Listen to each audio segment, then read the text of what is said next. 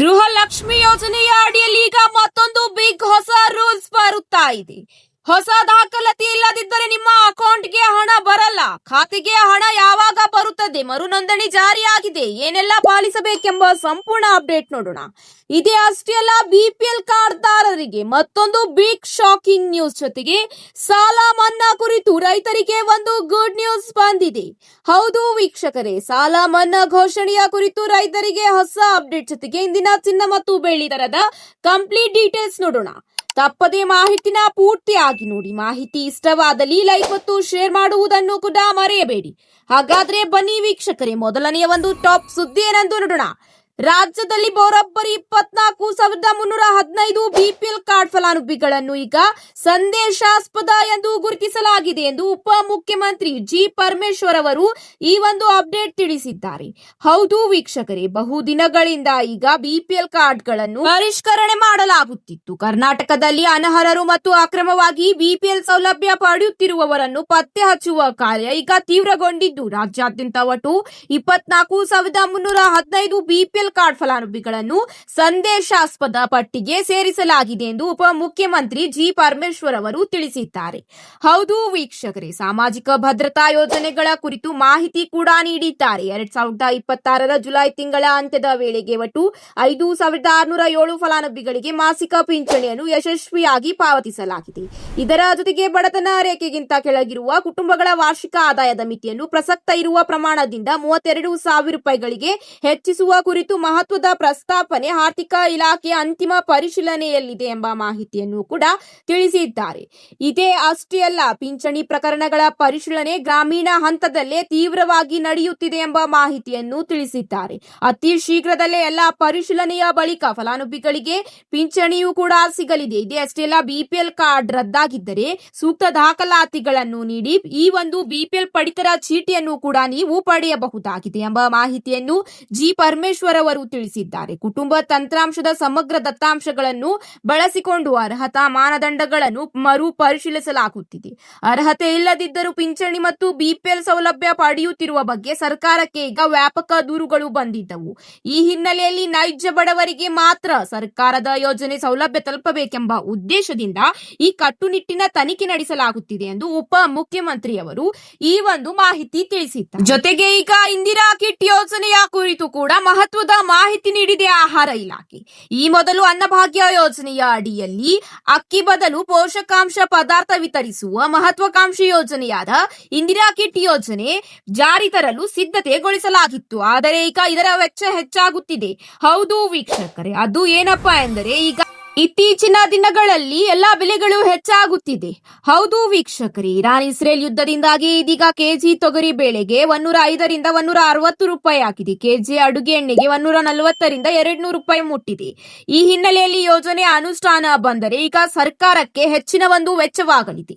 ಈ ಒಂದು ಕಾರಣದಿಂದ ಈಗ ಇಲಾಖೆ ಹೆಚ್ಚಿನ ಒಂದು ಚಿಂತಿಸುತ್ತಿದೆ. ಈ ಒಂದು ಯೋಜನೆ ಜಾರಿ ತರಬೇಕಾ ಅಥವಾ ಇಲ್ಲವೋ ಎಂಬುದು ಈಗ ಆರ್ಥಿಕ ಇಲಾಖೆಯ ಆಧಾರದ ಮೇಲಿದೆ.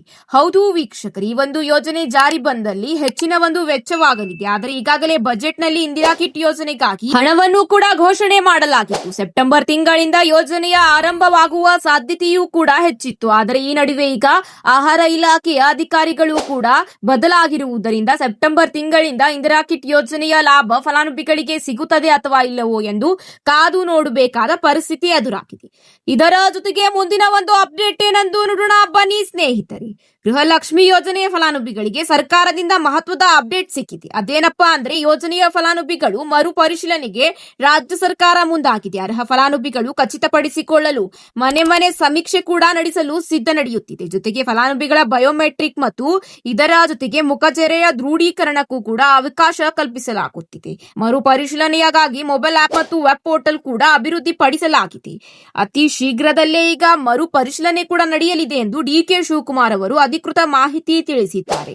ಆದರೆ ನೀವು ಈ ಒಂದು ಯೋಜನೆಯ ಅಡಿಯಲ್ಲಿ ಮತ್ತೊಮ್ಮೆ ನೋಂದಣಿಯಾಗಬೇಕೆಂದರೆ ಕೆಲವು ಮಾರ್ಗಸೂಚಿಗಳನ್ನು ಪಾಲಿಸಲೇಬೇಕು. ಇನ್ನು ಫಲಾನುಭವಿಗಳು ಹೊಸದಾಗಿ ಅರ್ಜಿ ಸಲ್ಲಿಸುವಂತೆ ಸೂಚಿಸುವ ಸಾಧ್ಯತೆಯೂ ಕೂಡ ಇದೆ. ಫಲಾನುಭವಿಗಳು ಈಗ ಮಹಿಳಾ ಮತ್ತು ಮಕ್ಕಳ ಅಭಿವೃದ್ಧಿ ಇಲಾಖೆಯ ಹೊಸ ಅರ್ಜಿ ನಮೂನೆಯನ್ನು ಪಾಲಿಸಲೇಬೇಕಾಗಿದೆ. ಹೌದು ವೀಕ್ಷಕರೇ, ಆಧಾರ್ ಕಾರ್ಡ್, ಮನೆ ಯಜಮಾನಿಯ ಹೆಸರು, ಬ್ಯಾಂಕ್ ಖಾತೆ ವಿವರ ಸೇರಿದಂತೆ ಇತರೆ ಅಗತ್ಯದ ದಾಖಲಾತಿಗಳನ್ನು ನೀಡಬೇಕು. ಕುಟುಂಬದಲ್ಲಿ ಈ ಹಿಂದೆ ಎಷ್ಟು ಸದಸ್ಯರಿಗೆ ಗೃಹಲಕ್ಷ್ಮಿ ಹಣ ಬರುತ್ತಿತ್ತು ಎಂಬ ಮಾಹಿತಿ, ಜಾತಿ ವಿವರ, ಪತಿಯ ಹೆಸರು ಮತ್ತು ಆಧಾರ್ ಸಂಖ್ಯೆ, ಐಟಿ ಹಾಗೂ ಜಿಎಸ್ಟಿ ಪಾವತಿದಾರರಾಗಿದ್ದರೆ ಈ ಕೂಡ ಮಾಹಿತಿ ನೀಡಬೇಕು. ಬಿಪಿಎಲ್ ಅಥವಾ ಎಪಿಎಲ್ ಕಾರ್ಡ್ ಕಡ್ಡಾಯವಾಗಿರಬೇಕು. ಮತದಾರರ ಗುರುತಿನ ಚೀಟಿ ಕೂಡ ಕಡ್ಡಾಯವಾಗಿದೆ. ಆದರೆ ಹೊಸ ಅರ್ಜಿ ಸಲ್ಲಿಕೆ ಕಡ್ಡಾಯವಾಗಿದೆ.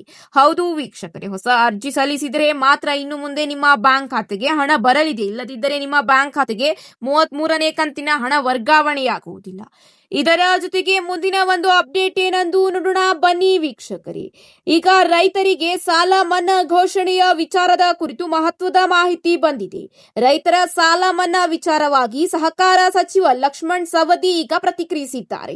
ಮುಂಗಾರು ಮಳೆ ಕೊರತೆ ಇದ್ದರೂ ಹಿಂಗಾರು ಸಂಪೂರ್ಣವಾಗಿ ಮುಗಿದಿಲ್ಲ. ಹೀಗಾಗಿ ಪರಿಸ್ಥಿತಿ ಇನ್ನೂ ಅಷ್ಟು ಹದಗೆಟ್ಟಿಲ್ಲ. ಇನ್ನೂ ಹೆಚ್ಚಿನ ಸಮೀಕ್ಷೆ ನಡೆಸುವ ಮೂಲಕ ಮುಂದಿನ ದಿನಗಳಲ್ಲಿ ಫಲಾನುಭವಿಗಳಿಗೆ ಸಾಲ ಮನ್ನಾದ ಕುರಿತು ಚರ್ಚೆ ಮಾಡಲಾಗುವುದು ಎಂಬ ಮಾಹಿತಿ ತಿಳಿಸಿದ್ದಾರೆ. ರಾಜ್ಯದಲ್ಲಿ ಮುಂಗಾರು ದುರ್ಬಲಗೊಂಡ ಬರಗಾಲ ಛಾಯೆ ಆವರಿಸಿರುವುದರಿಂದ ರೈತರಿಂದ ಸಾಲ ಮನ್ನಾ ಬೇಡಿಕೆ ಕೇಳಿ ಬರುತ್ತಿದೆ. ಈ ಬಗ್ಗೆ ನಿರ್ಧಾರ ಮುಖ್ಯಮಂತ್ರಿಗಳಿಗೆ ಬಿಟ್ಟಿದ್ದು ಎಂಬ ಮಾಹಿತಿಯನ್ನು ತಿಳಿಸಲಾಗುತ್ತಿದೆ. ಹೌದು ವೀಕ್ಷಕರೇ, ಸುದ್ದಿಗೋಷ್ಠಿಯಲ್ಲಿ ಮಾತನಾಡಿರುವ ಸಚಿವರು, ಕೃಷಿ ಸಚಿವರು ಸಾಲ ಮನ್ನಾ ಕುರಿತು ಎಲ್ಲಾ ಸಚಿವರು ಹಾಗೂ ಶಾಸಕರ ಕಡೆಯಿಂದ ಮಾಹಿತಿ ಕೇಳಲಾಗುವುದು ಎಂದಿದ್ದಾರೆ. ಈ ಎಲ್ಲಾ ಮಾಹಿತಿಯನ್ನು ಮುಖ್ಯಮಂತ್ರಿಗಳೊಂದಿಗೆ ಚರ್ಚಿಸಲಾಗುವುದು. ಚರ್ಚೆಯ ಹಿನ್ನೆಲೆಯಲ್ಲಿ ಮುಖ್ಯಮಂತ್ರಿಗಳು ಸಾಲ ಮನ್ನಾ ಮಾಡುವುದಾಗಿ ಘೋಷಣೆ ಮಾಡಿದರೆ ಅವರ ಮೇಲಿದೆ ಎಂಬ ಮಾಹಿತಿಯನ್ನು ಈಗ ತಿಳಿಸಲಾಗಿದೆ. ಸಾಲ ಮನ್ನಾ ಸಿಎಂ ನಿರ್ಧಾರಕ್ಕೆ ಬಿಟ್ಟಿದ್ದು ಎಂದು ಸಚಿವರು ತಿಳಿಸುತ್ತಿದ್ದಾರೆ. ಈಗಾಗಲೇ ಮುಖ್ಯಮಂತ್ರಿಗಳು ಕೂಡ ಅಂದ್ರೆ ಡಿಕೆ ಶಿವಕುಮಾರ್ ಅವರು ಇತರ ಕಡೆ ಪರಿಶೀಲನೆ ಕೂಡ ನಡೆಸುತ್ತಿದ್ದಾರೆ. ಎಲ್ಲ ಪರಿಶೀಲನೆ ಮುಗಿದ ತಕ್ಷಣ ರಾಜ್ಯ ಸರ್ಕಾರ ಒಂದು ಮಹತ್ವದ ನಿರ್ಧಾರ ತೆಗೆದುಕೊಳ್ಳಲಿದೆ ಎಂಬ ಮಾಹಿತಿ ತಿಳಿದು ಬಂದಿದೆ. ಇದೇ ಅಷ್ಟೇ ಅಲ್ಲ, ರಾಜ್ಯದ 102 ತಾಲೂಕುಗಳು ಬರ ಪೀಡಿತ ಎಂದು ಘೋಷಿಸಲು ಅರ್ಹ ಎಂದು ಈಗ ಜಿ ಪರಮೇಶ್ವರ್ ಅವರು ತಿಳಿಸಿದ್ದಾರೆ. ಹೌದು ವೀಕ್ಷಕರೇ, ರಾಜ್ಯದಲ್ಲಿ ಇದುವರೆಗಿನ ಅಧ್ಯಯನದ ಪ್ರಕಾರ ಒಟ್ಟು 102 ತಾಲೂಕುಗಳು ಬರ ಪೀಡಿತ ಎಂದು ಘೋಷಿಸಲು ಅರ್ಹವಾಗಿವೆ ಎಂದು ಮಾಹಿತಿಯನ್ನು ಕಂದಾಯ ಮತ್ತು ಇದರ ಜೊತೆಗೆ ಉಪಮುಖ್ಯಮಂತ್ರಿ ಜಿ ಪರಮೇಶ್ವರ್ ಅವರು ಮಹತ್ವದ ಮಾಹಿತಿ ತಿಳಿಸಿದ್ದಾರೆ. ಈಗಾಗಲೇ ಬರ ಘೋಷಣೆ ಮಾಡಲು ಕೇಂದ್ರ ಸರ್ಕಾರವು ಬರ ನಿರ್ಧರಿಸಲು ನೀಡಿರುವ ಹೊಸ ಮಾರ್ಗಸೂಚಿಗಳು ಅಡ್ಡಿಯಾಗಿವೆ ಎಂಬ ಮಾಹಿತಿಯನ್ನು ಕೂಡ ತಿಳಿಸಿದ್ದಾರೆ. ಇದರ ಜೊತೆಗೆ ಮುಂದಿನ ಒಂದು ಅಪ್ಡೇಟ್ ಏನೆಂದು ನೋಡೋಣ ಬನ್ನಿ ವೀಕ್ಷಕರೇ. ಇವತ್ತಿನ ಚಿನ್ನ ಮತ್ತು ಬೆಳ್ಳಿ ದರದ ಕಂಪ್ಲೀಟ್ ಡೀಟೇಲ್ಸ್ ನೋಡೋಣ ಬನ್ನಿ ವೀಕ್ಷಕರೇ. ಚಿನ್ನದ ದರದಲ್ಲಿ ಇಂದು ಇಳಿಕೆ ಕಂಡು ಬಂದಿದೆ. ಬೆಂಗಳೂರಿನಲ್ಲಿ 22 ಕ್ಯಾರೆಟ್ 1 ಗ್ರಾಂ ಚಿನ್ನಕ್ಕೆ 20 ರೂಪಾಯಿ ಇಳಿಕೆಯಾಗಿ 15,010 ರೂಪಾಯಿ ಆದರೆ 24 ಕ್ಯಾರೆಟ್ನ 1 ಗ್ರಾಂ ಚಿನ್ನದ ಬೆಲೆಯಲ್ಲಿ 22 ರೂಪಾಯಿ ಇಳಿಕೆಯಾಗಿ 16,375 ರೂಪಾಯಿ ದಾಖಲಾತಿಯಾಗಿದೆ. ಇನ್ನು 22 ಕ್ಯಾರೆಟ್ನ 8 ಗ್ರಾಂ ಚಿನ್ನದ ಬೆಲೆ 1,20,80 ರೂಪಾಯಿ ಆಗಿದ್ದರೆ 10 ಗ್ರಾಂಗೆ 1,50,100 ರೂಪಾಯಿ ಹಾಗೂ 100 ಗ್ರಾಂಗೆ 15,01,000 ರೂಪಾಯಿ ದಾಖಲಾತಿಯಾಗಿದೆ. ಇನ್ನು 24 ಕ್ಯಾರೆಟ್ 8 ಗ್ರಾಂ ಚಿನ್ನದ ಬೆಲೆ 1,31,000 ರೂಪಾಯಿ ಆಗಿದ್ದರೆ 10 ಗ್ರಾಂಗೆ 1,63,750 ರೂಪಾಯಿ ದಾಖಲಾತಿಯಾಗಿದ್ದರೆ 100 ಗ್ರಾಂಗೆ 16,37,500 ರೂಪಾಯಿ ದಾಖಲಾತಿಯಾಗಿದೆ. ಇತ್ತ ಬೆಳ್ಳಿ ದರದಲ್ಲಿ ಯಥಾಸ್ಥಿತಿ ಕಂಡು ಬಂದಿದೆ. ಬೆಂಗಳೂರಿನಲ್ಲಿ 1 ಗ್ರಾಂ ಬೆಳ್ಳಿಗೆ 260 ರೂಪಾಯಿ ಇದೆ.